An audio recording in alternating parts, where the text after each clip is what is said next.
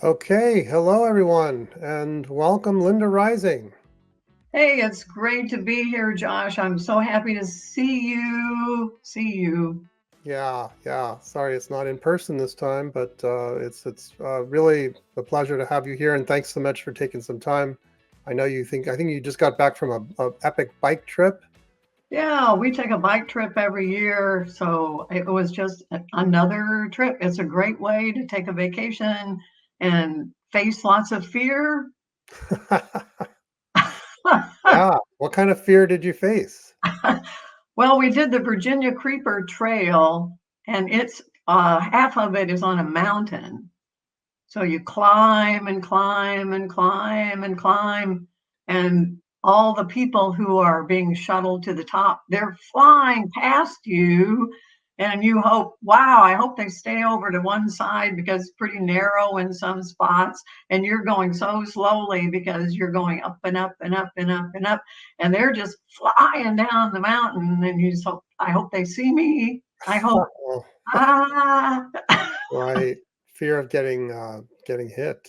Yes, Yes. absolutely. And on the Mhm. side of the mountain where, it would be very difficult for somebody to find you if you're right in the middle between a couple of stations. So, yes, but fear is can be okay.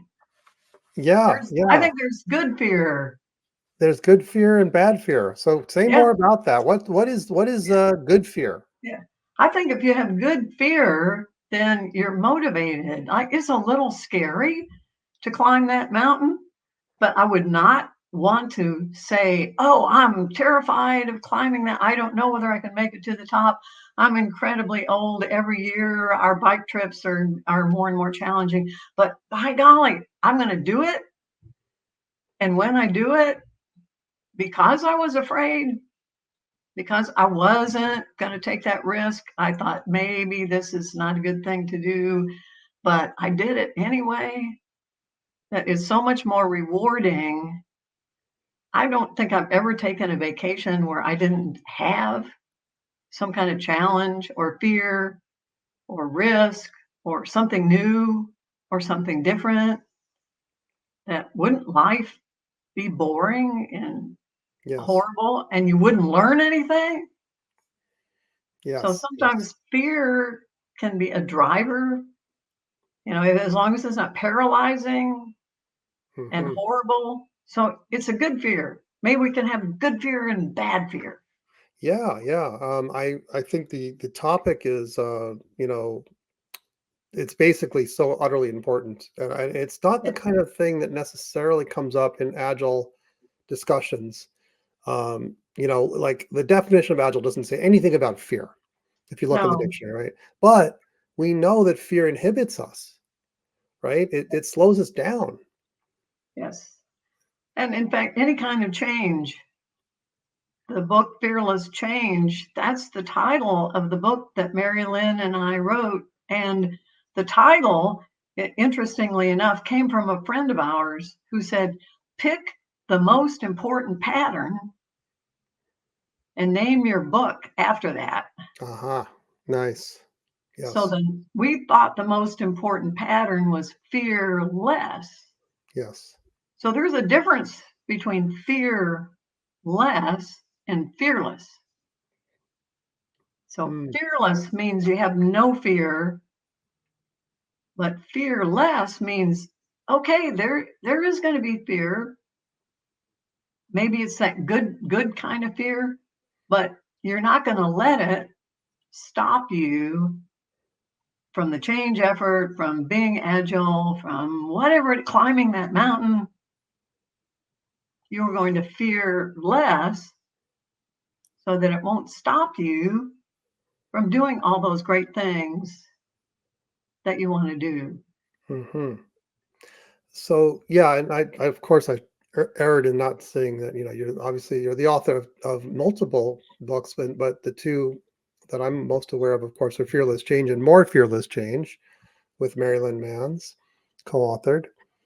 And you are a internationally known, software consultant and speaker, and I guess you've transcended just the software field because you've been spending many years looking at human stuff, how the brain works and all that other stuff, right?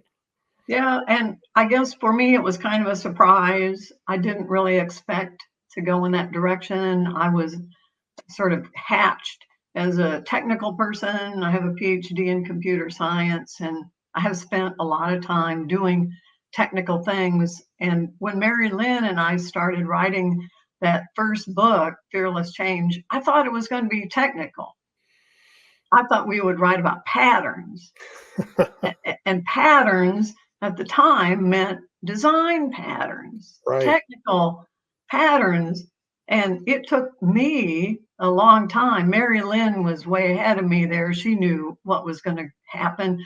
It took me a long time to come around to saying, no, no, it's not about how you do these things so we can have a process. No, it's about the people.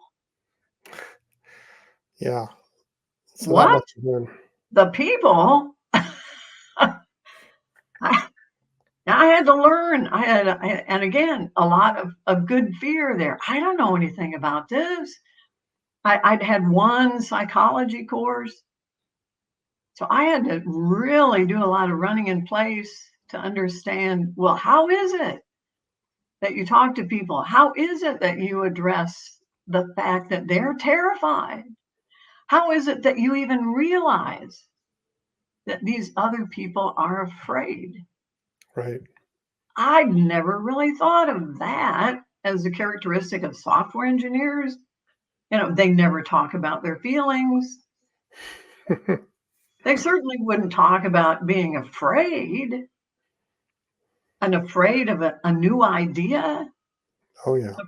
afraid of changing something, a programming language, a development environment, afraid of letting that go. It wasn't until I saw that myself how fearful they were. It was eye-opening Yeah. for me Yeah. to realize that is the emotion they were feeling. They were afraid. Right. Right. So incredibly important to understand this human side. If you're in the software field and you're not paying attention to your own fears, you're probably missing something. Yeah, exactly. And there's so many now good fear stories out there. And the best one that comes to mind is one that Google produced way back in 2012. There was a book called Work Rules that talked about Google's attempt to find out what is it that makes great teams. And so they thought, well, we're going to collect a lot of data and we're going to study all these teams. And so they collected the data and they thought it must have something to do with smart people all getting together and how they approach the problem. And they thought they did exactly what I did. They thought this is going to be a technical problem. And that's exactly what they measured. Lots of technical things. It must have to do with the IQ of the team leader, or who are these people getting together? And it was amazing for them to see there were no patterns. They couldn't figure it out.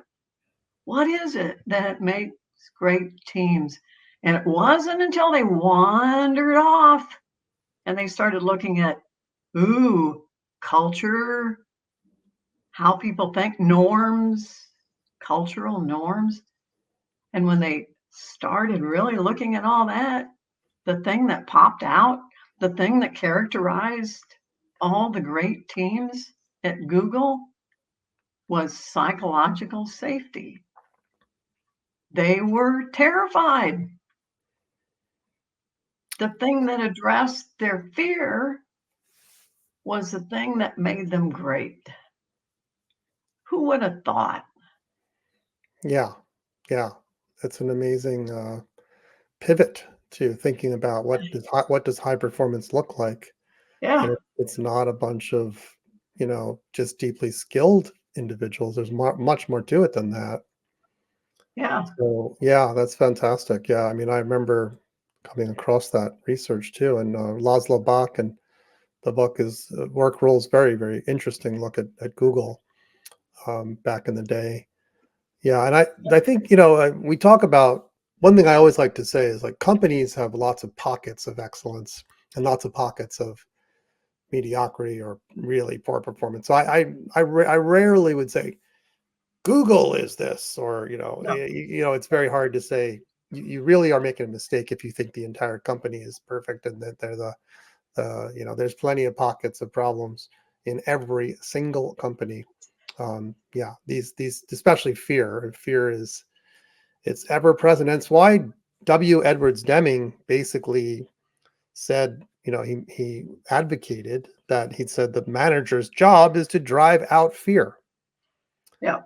Interesting statement, and it's the root of the mantra in Joy of Agility, drive out fear, right? That's where it comes from. And it also comes, of course, from these observations about fear. I think of you, as your book, Fearless Change, is part of a trilogy. I call it the Fearless Trilogy.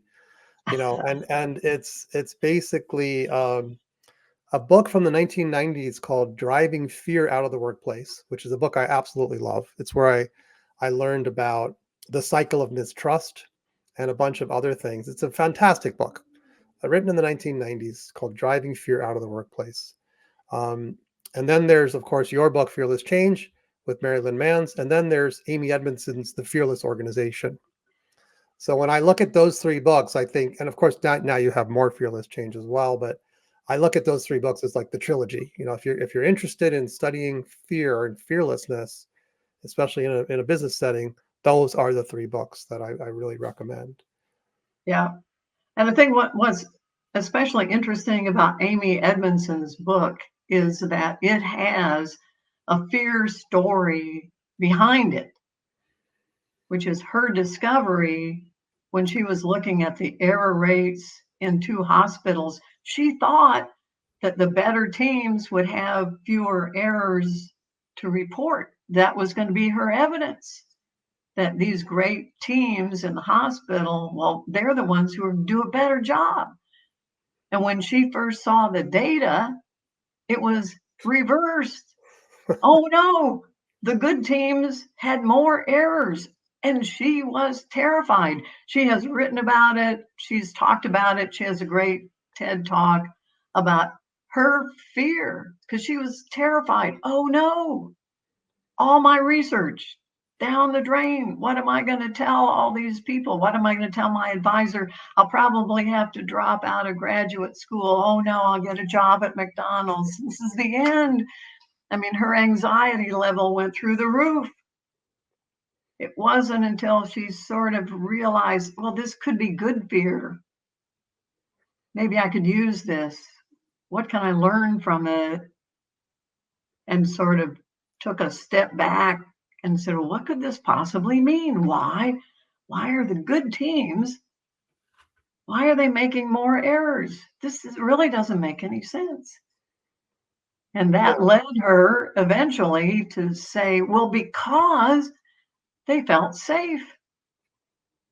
Yep. And to identify this thing that she coined is brilliant, psychological safety. That was her baby, her creation. She called that you feel safe. So yeah, your team's probably going to report more errors because you think it's okay. You want to say, look, this was a mistake. We have a patient's life here in our hands. She was able to take that fear and use it. So her fear was the driver. Yeah. Yeah. I remember reading about it, and she had to work with a brand new research. Once she pivoted, she had to, Yep. like, bring in someone who was not sullied by the prior research in the hospital, and Yes. so a brand new person didn't know anything about what happened before, and basically said, "Hey, go after this hypothesis." And that was the thing. Yeah, I mean, it's interesting because in a hospital setting, mistakes happen, of course, but you really want a culture of continuous improvement.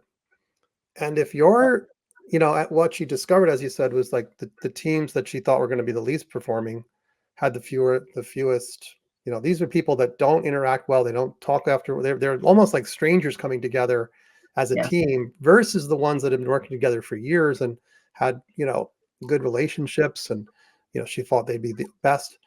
Those other teams just had very few problems and they were sweeping them under the carpet.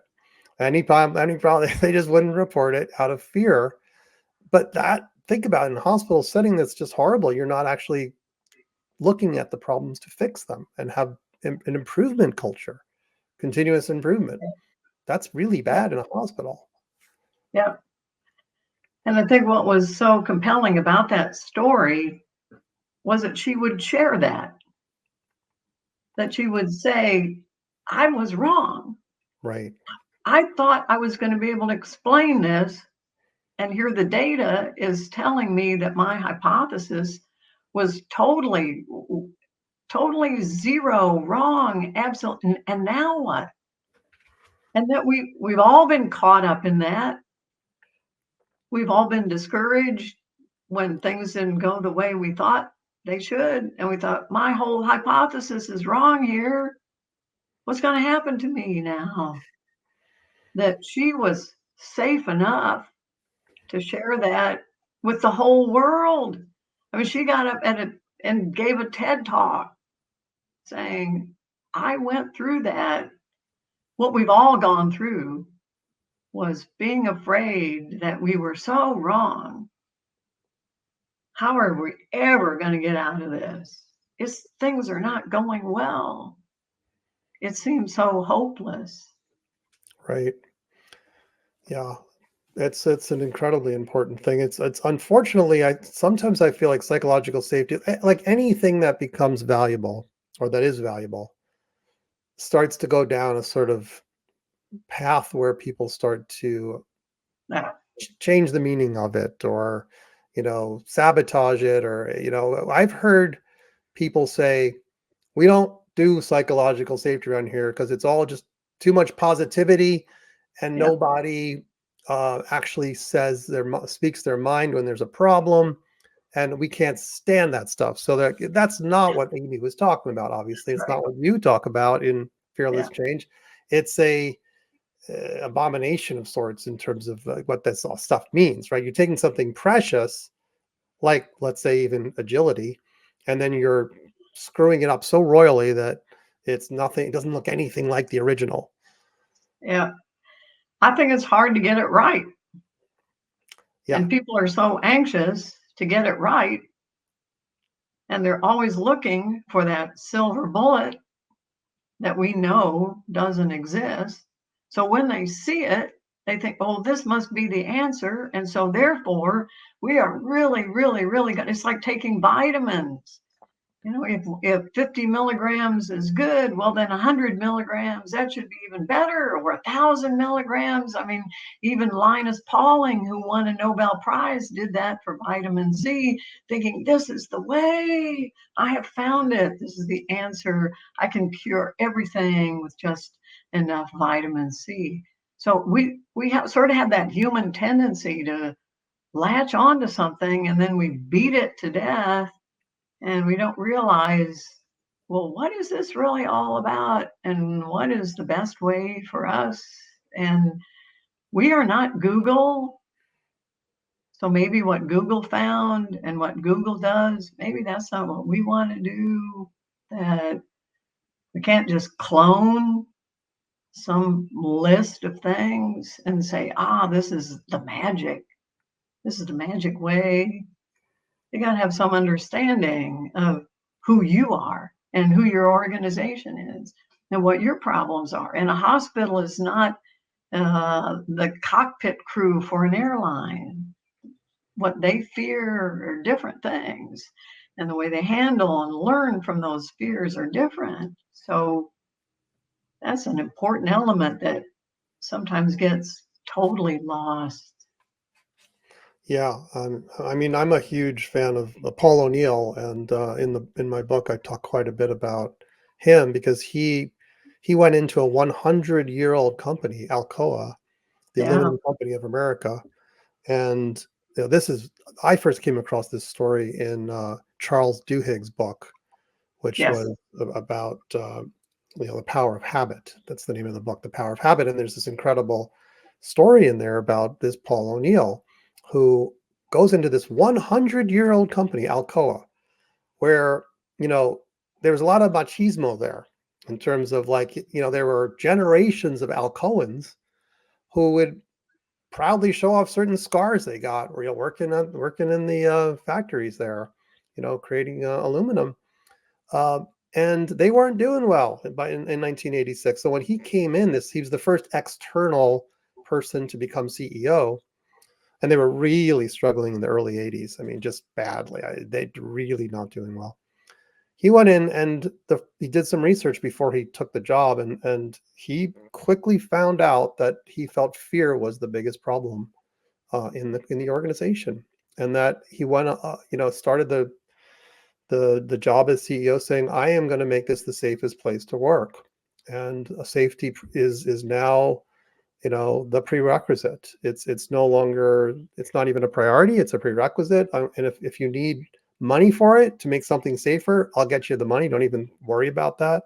And he went in to create a true culture of safety, where it was so safe that even subcontractors, because I got a chance to interview him, which was incredible. And Wow. he told a story to me, which was that a journalist asked him, "Hey, Paul, is this Mr. O'Neill? This sounds like it's incredible stuff." He's like, "Is it really true what you did? Is it?" He's like, "Don't trust me. Go to one of the aluminum plants and see for yourself." So this guy drives to one of the plants, and it's pouring rain that day, just downpour.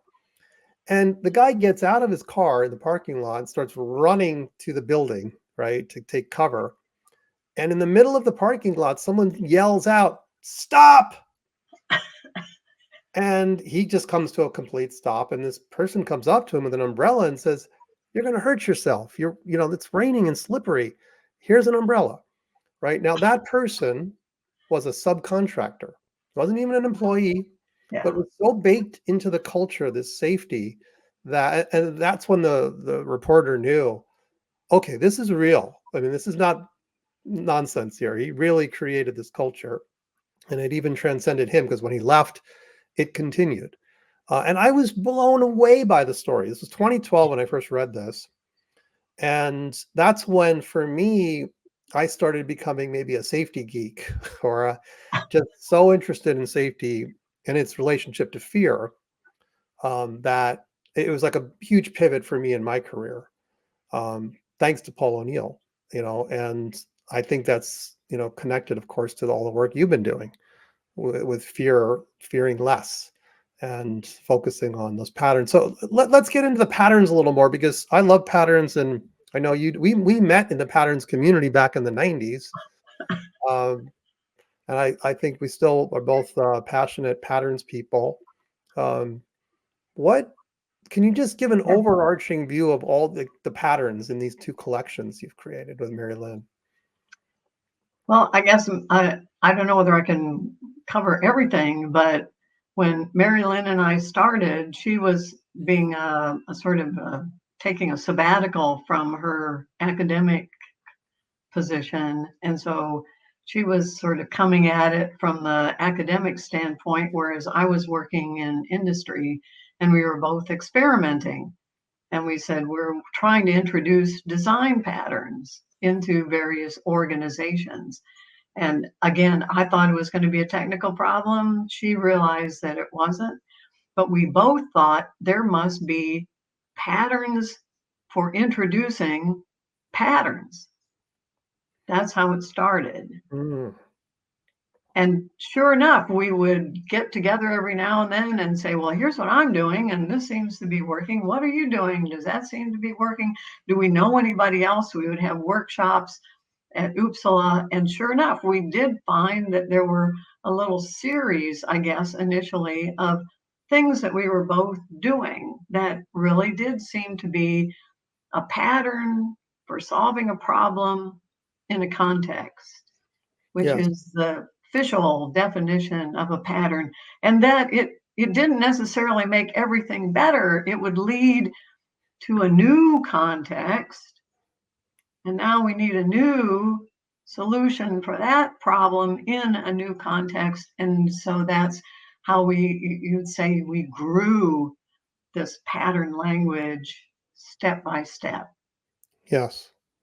And Yes. that in that realization, getting together with lots of other people, which is also a characteristic of patterns, it can't just be, well, I thought this was a great idea. Mhm. And Mary Lynn would say, wow, this really worked for me. It was, we have to find some evidence that lots of other people have also approached this particular problem in this context, in this way, before we can say, officially, this is a pattern. We want to have feedback from a lot of people, which you get in a writer's workshop by going to a patterns conference. So it wasn't as though we had an insight or that we realized, oh, this is our new model.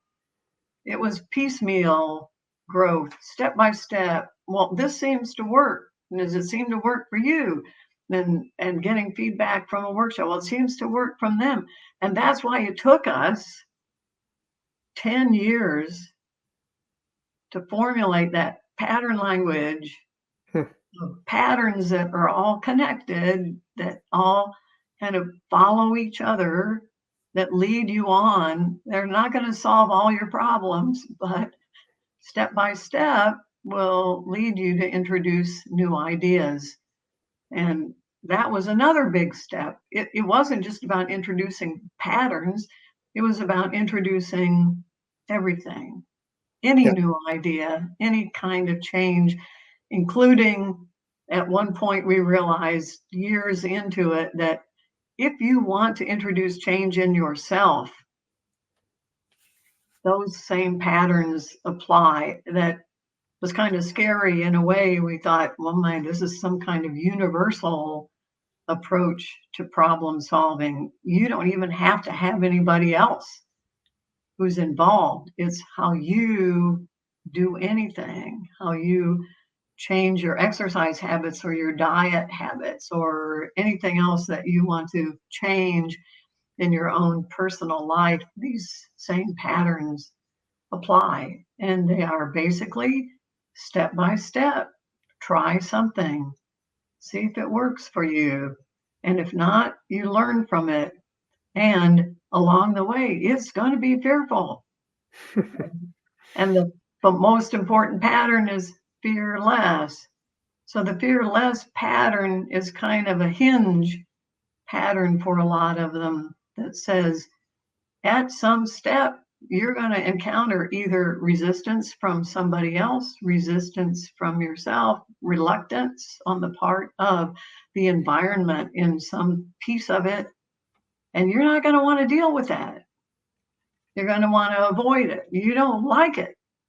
You have fear of the consequences of that resistance. And the best thing to do is to say, it's okay. Learn from that. That's the essence of the fearless pattern. And that is a pattern I learn over and over and over, not only for introducing change into organizations, but introducing change in myself. When we had the pandemic, I had a neighbor who was 93. She didn't want to be vaccinated. And I thought, this is not a good thing. I should go out and talk to her. We're out walking in our neighborhood. And I said, oh, I hear you don't want to be vaccinated. I thought I should give her reasons. I should try to argue with her. I should try to convince her. And then something in me said, wait a minute. No. The fearless pattern says you don't have to do any of that. You just have to be willing to learn from this. So I just talked to her. Well, tell me, why are you afraid?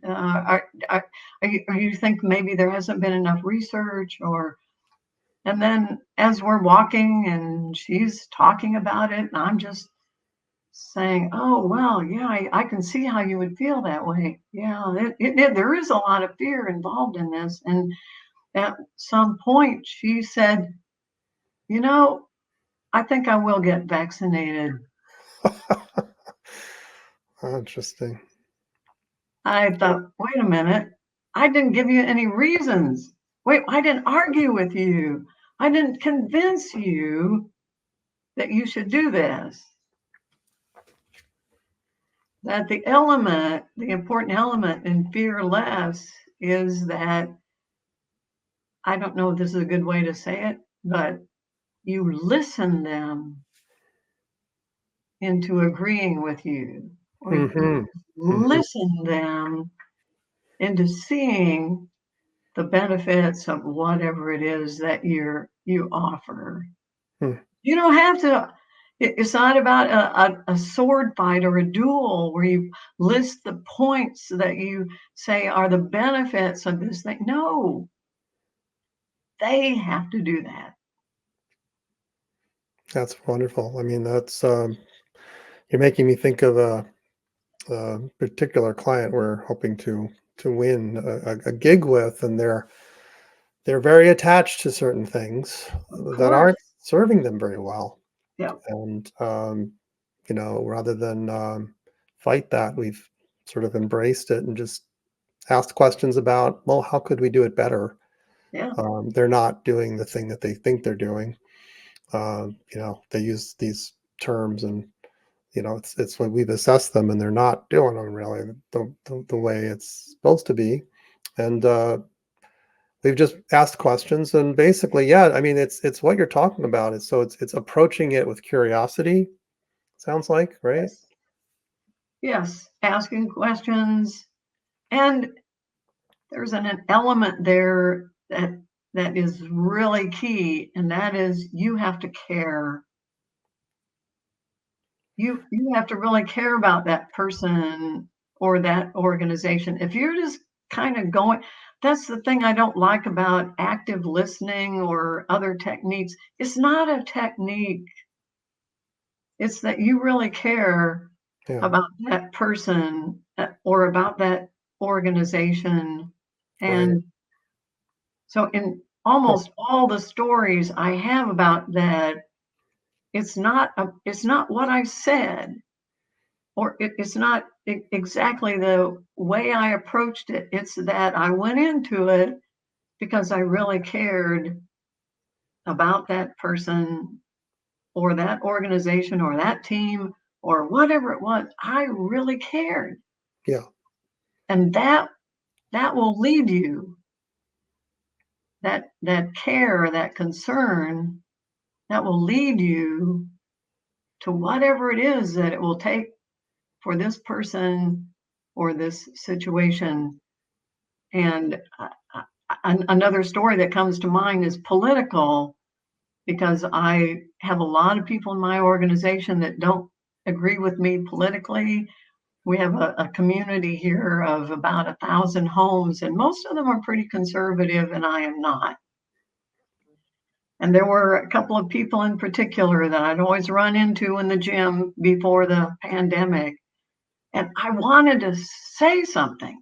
I wanted to talk about things. I wanted to have reasons. I wanted to look at issues, and I couldn't think of anything. And it was only later I realized, you don't have to have issues. You have to talk about reasons. All you do is you run into these people in the gym, and they want to either tell you a joke that's inappropriate or say something to you, who knows, and you just say, and you're concerned for them, that you really care about these people, that you like them, they're your neighbors, will lead that interaction. And it's not going to be what you say, it's not going to be how you say it. It's that concern, so that at some point, that person that you disagree with is going to tell you, I know we don't agree politically, but I really appreciate that you are willing to listen to me. Yeah, yeah. That's beautiful. I want to highlight something that one of the members of the audience is saying here. What you're talking about, he's saying, is genuine human empathy and solidarity that bring us joy Yes. for all parts involved. Yes. Thank you, Henrique. Uh, yeah, that's active listening is something that is like a technique, and you're saying, But great, doesn't really work if you don't really actually care about the person. That's yes. incredibly important. Is there is there like in the book Fearless Change, are there kind of like your top 3 or 5 patterns that you use more than the others, or that are top of mind more often for you, or anything like that? Well, there's the sort of the starting pattern is called evangelist. And when Mary Lynn and I were thinking of names for the patterns, we had several different candidates, and evangelist was a pattern that Mary Lynn really did not like. She said, I live in the South, and this has to do with religion, and I really don't like it. But I, on the other hand, was living in Phoenix and in a corporate environment, and we had corporate evangelists. Right. It was part of AT&T, Bell Labs, and it was not religious. It was something everybody used. And so we agreed to disagree and we kept the name. But after a while, as the pattern language sort of matured and grew, we realized how important that was and that it was religious. That when you begin, if you care about whatever it is that you're trying to do, whether it's the joy of agility or your political affiliation, or whether you desperately want your neighbor to be vaccinated, if you don't believe in it, if you at some level, and it has to be, it's faith. If you don't have faith in that, because most of the time we don't have an abundance of scientific evidence. I mean, sometimes we feel like we do, like vaccination, there should be science, but there has to be an element there of faith, of belief. So I just finished a book by Robin Dunbar, one of my favorite authors, and he's saying that one of the things that has characterized human culture and might have been the defining characteristic of human culture when we became a species of Homo whatever at some point was religion, that all cultures have it and is our solution for the big problems in life. So whether or not we subscribe to a particular religion or not, whether we're Christian or Muslim or Buddhist, or it's not that. It's that we are motivated by deep beliefs and our faith in whatever it is that we choose to carry along with us. It's my deep faith, my belief in humanity. It's my deep faith. It's my belief in my little orchestra that's coming over for rehearsal today at 3 o'clock. Are we going to be ready for our performance? Yes, we are. I know they will be ready. I have faith in them. And since they know I have faith in them, they'll be better. Hmm. They'll do it.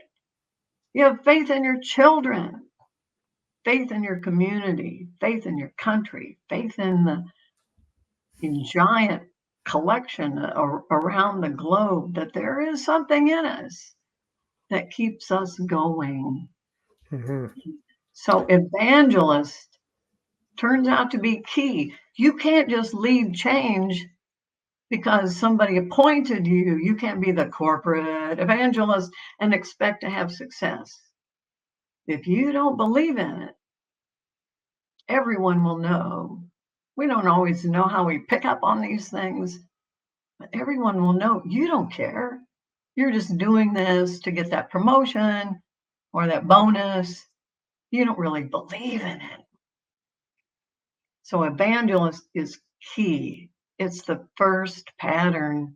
If you don't believe in it, if you don't have faith in it, if you don't think this is really going to make things better for your organization or your team, you might as well just move on. Right. Excellent. We have about 5 minutes left, so I want to use the time wisely.